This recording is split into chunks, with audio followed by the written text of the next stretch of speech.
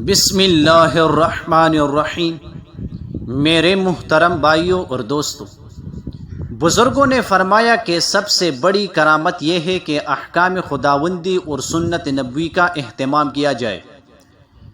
ایک شخص نے حضرت شیخ جنید بغدادی رحمہ اللہ کی شہرت سنی تو ان کی خدمت میں پہنچا اور ان کی خانقاہ میں 10 سال رہا۔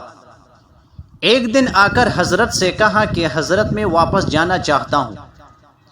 حضرت نے فرمایا کہ تو 10 سال تک جو یہاں رہے اس کا کیا مقصد تھا، اور کیا وہ مقصد تم کو حاصل ہو گیا؟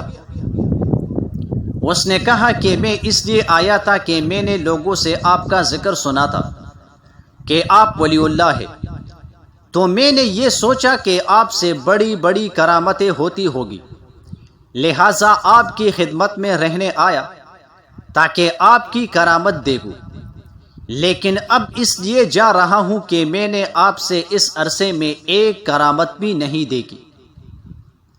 یہ سن کر حضرت شیخ جنید بغدادی رحمہ اللہ کو جوش آ گیا اور فرمایا، اچھا بتاؤ، تم نے 10 سال کے عرصے میں مجھے کبھی کوئی خلاف سنت کام کرتے دیکھا ہے؟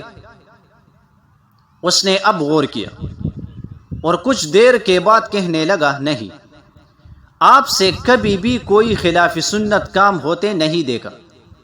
حضرت نے فرمایا کہ جنید کی اس سے بڑی کرامت کیا دیکھنا چاہتے ہو کہ اس نے 10 سال میں ایک لمحے کے لیے بھی اپنے رب کو ناراض نہیں کیا، کیونکہ کوئی کام خلاف سنت نہیں دیکھا۔ اللہ اکبر!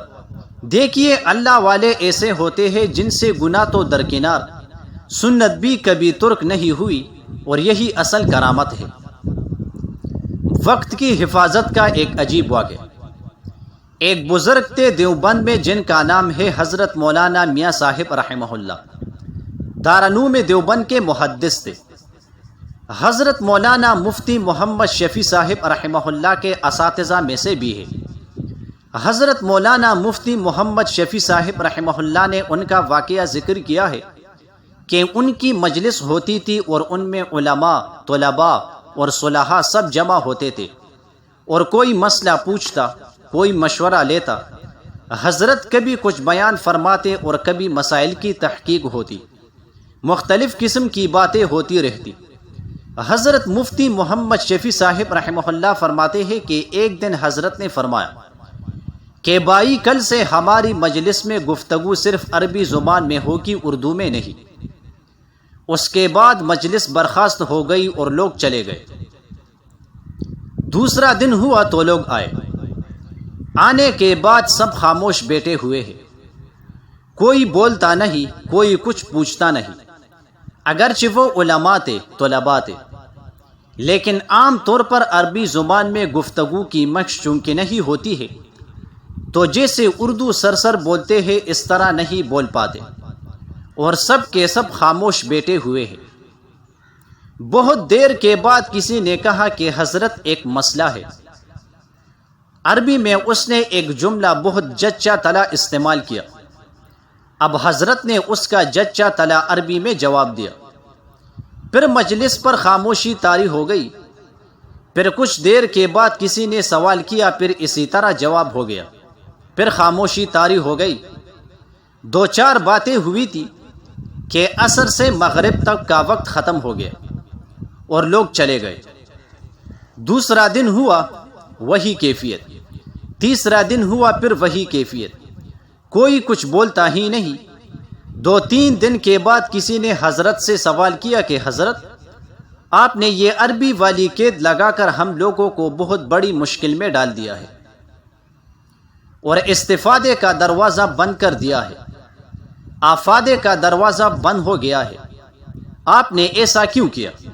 تو حضرت نے فرمایا کہ بھائی، میں دیکھ رہا تھا کہ لوگوں کی ایک چھوٹی سی بات ہوتی ہے، لیکن اسی چھوٹی سی بات کے لیے بہت سے فضول الفاظ استعمال کرتے ہیں۔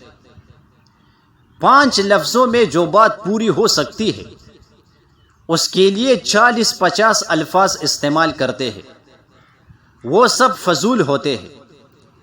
اس لیے میں نے سوچا کہ ہماری اتنی عمریں ہو چکی ہے، میری عمر 50 برس کی ہو گئی ہے، کسی کی عمر 40 برس ہو گئی، کسی کی عمر 45 برس ہو گئی، کسی کی عمر 20 برس ہو گئی ہے، اور لوگ لمبی لمبی گفتگو کر کے اپنا وقت برباد کرتے ہیں۔